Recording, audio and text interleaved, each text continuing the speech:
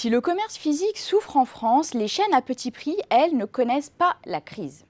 Selon l'étude de Xerfi, le chiffre d'affaires cumulé des 10 premières enseignes de bazar, principalement centrées sur l'univers de l'équipement de la maison, a progressé de plus de 8% par an entre 2011 et 2016. Et tout semble indiquer que ce rythme se maintiendra dans les toutes prochaines années. Les raisons de ce succès sont multiples et les prix bas sont loin de tout expliquer comme vous allez le voir. Citons d'abord parmi ces raisons la recherche de l'achat malin, face à laquelle le consommateur ne fait plus de complexe. Et puis il faut aussi souligner que l'offre en produits utiles et originaux a séduit les Français. N'oublions pas que ce qui constitue le socle de cette offre, c'est-à-dire les objets de décoration et les arts de la table entre autres, bénéficie d'un certain effet de mode chez les consommateurs. Enfin, il faut reconnaître que la majorité des enseignes a réussi son pari de se défaire d'une image négative de magasin de crise sans pour autant renier son identité low cost. C'est cette mutation vers un modèle de smart discount qui leur a permis d'élargir leur clientèle sans se couper pour autant de l'assise populaire.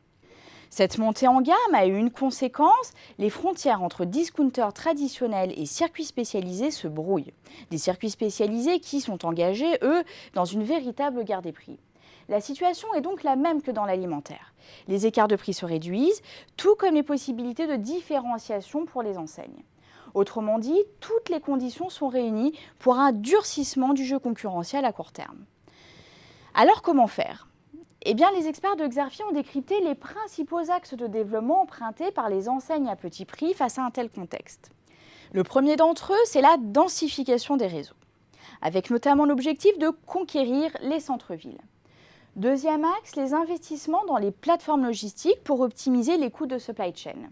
C'est aujourd'hui un effort indispensable pour accompagner la croissance des enseignes et assurer un réassort rapide des magasins tout en maîtrisant les coûts. Troisième axe dans cette liste non exhaustive, le digital.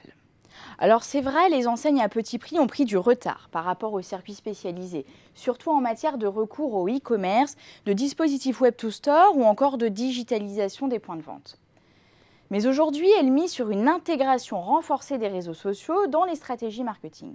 Une intégration qui a été identifiée comme un facteur d'attractivité essentiel.